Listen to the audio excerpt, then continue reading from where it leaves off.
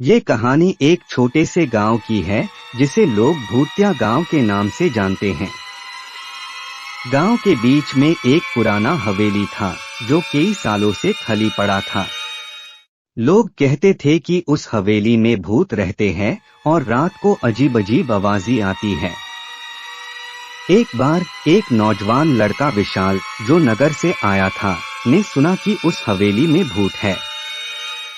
उसने सोचा कि ये सिर्फ लोगों की मनगढ़ंत कहानी है और सच्चाई का पता लगाना चाहिए। उसने फैसला किया कि वो रात को उस हवेली में जाएगा और साबित करेगा कि वहां कोई भूत नहीं है। रात को विशाल और अपने दोस्त रवि के साथ हवेली के अंदर गया।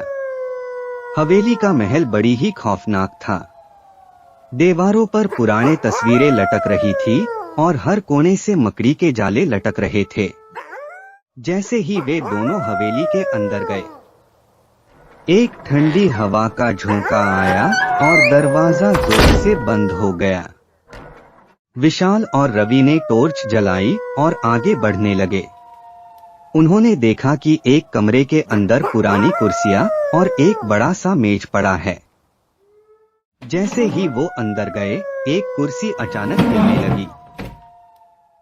दोनों ने सोचा शायद हवा की वजह से हिला होगा, लेकिन तभी एक भयानक आवाज आई। यहाँ से चले जाओ वरना तुम्हारे साथ बुरा होगा। विशाल और रवि डर गए, लेकिन विशाल ने अपने डर को अनजान करते हुए बोला, कोई भूत वूत नहीं होता, यह सब सिर्फ कहानियां हैं। तभी उन्होंने देखा कि एक काला साया उनके सामने से गुजर गया। रवि तो डर के मारे वहीं बेहोश हो गया, लेकिन विशाल ने हिम्मत बनाए रखा और उस साये का पीछा किया। उस साये ने विशाल को एक पुराने कमरे तक ले गया, जहां एक पुराना संदूक पड़ा था। साये ने संदूक की तरफ इशारा किया।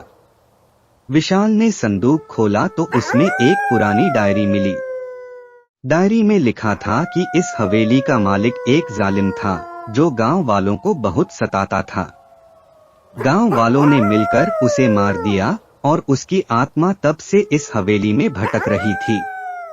विशाल ने वह डायरी सबको दिखाई और बताया कि यह साया उस जालिम मालिक की आत्मा थी जो मुक्ति चाहती थी। गांव वालों ने मिलकर उस आत्मा की शांति के लिए पूजा की और उसके बाद से वो हवेली कभी भयानक नहीं लगी।